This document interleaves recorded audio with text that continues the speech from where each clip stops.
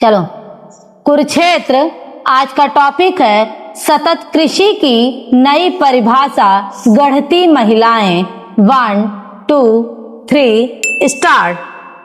हाल ही में प्रधानमंत्री नरेंद्र मोदी ने एक बार फिर स्पष्ट किया कि पिछले 10 वर्षों में सरकार ने देश के युवाओं, महिलाओं और किसानों को सशक्त बनाने के लिए कोई कसर नहीं छोड़ी है। विकसित भारत की ओर बढ़ते हुए सेवा और सशक्तिकरण का यह संकल्प आगे भी जारी रहेगा।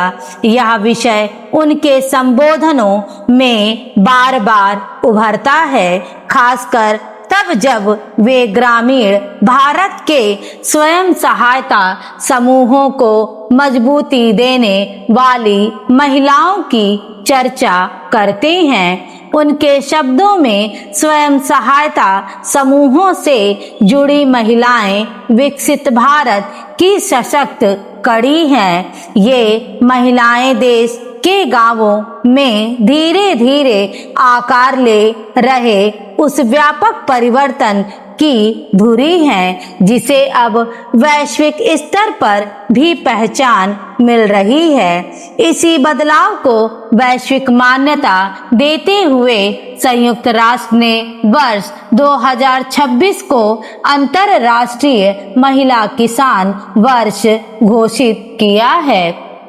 यह मान्यता महज औपचारिक नहीं है, बल्कि ग्रामीण आजीविका की उस नई सोच को दर्शाती है जिसमें महिलाएं अब कल्याण योजनाओं की निष्क्रिय लाभार्थी नहीं बल्कि आर्थिक बदलाव की सक्रिय सूत्रधार हैं। आज उनका योगदान फसल उत्पादन और पशुपालन से लेकर कृषि, वानिकी, मत्स्य पालन, बागवानी, कटाई, पूर्व कार्यों, कटाई के बाद प्रसंस्करण, पैकेजिंग और विपणन तक पूरी कृषि मूल्य श्रृंखला में दिखाई देता है।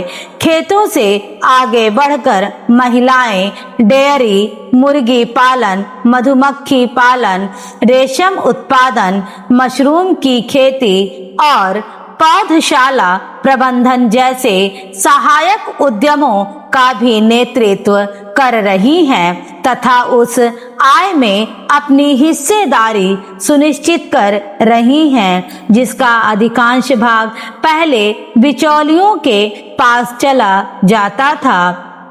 वे जलवायु अनुकूल कृषि पद्धतियां अपना रही हैं, जल स्रोतों के पुनर्जीवन तथा ड्रिप सिंचाई के माध्यम से जल संसाधनों का बेहतर प्रबंधन कर रही हैं और सटीक खेती के लिए डिजिटल साधनों एवं ड्रोन तकनीक का उपयोग कर रही है। इस बदलाव की व्यापकता का अंदाजा आंकड़ों से लगाया जा सकता है। वर्ष 2010-11 में राष्ट्रीय ग्रामीण आजीविका मिशन के रूप में यह पहल शुरू हुई, जिसे बाद में दीनदयाल अंत्योदय योजना राष्ट्रीय ग्रामीण आजीविका मिशन नाम दिया गया, जो आज विश्व के सबसे बड़े महिला नेतृत्व वाले विकास मंचों में शामिल है। दिसंबर 2025 तक 10.05 करोड़ से अधिक ग्रामीण महिलाएं 90.91 लाख स्वयं सहायता समूहों से जुड़ चुकी थीं। इन समूहों ने वर्ष 2013-14 से अब तक संस्थागत बैंकों से सामूहिक रूप से 12 लाख करोड़ रुपए से अधिक का ऋण प्राप्त किया है।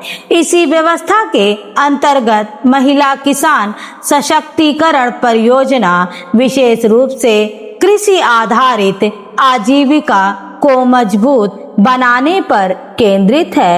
इसके साथ शुरू की गई नई पहलों ने कृषि में महिलाओं की भागीदारी को और व्यापक बनाया है। स्टॉप।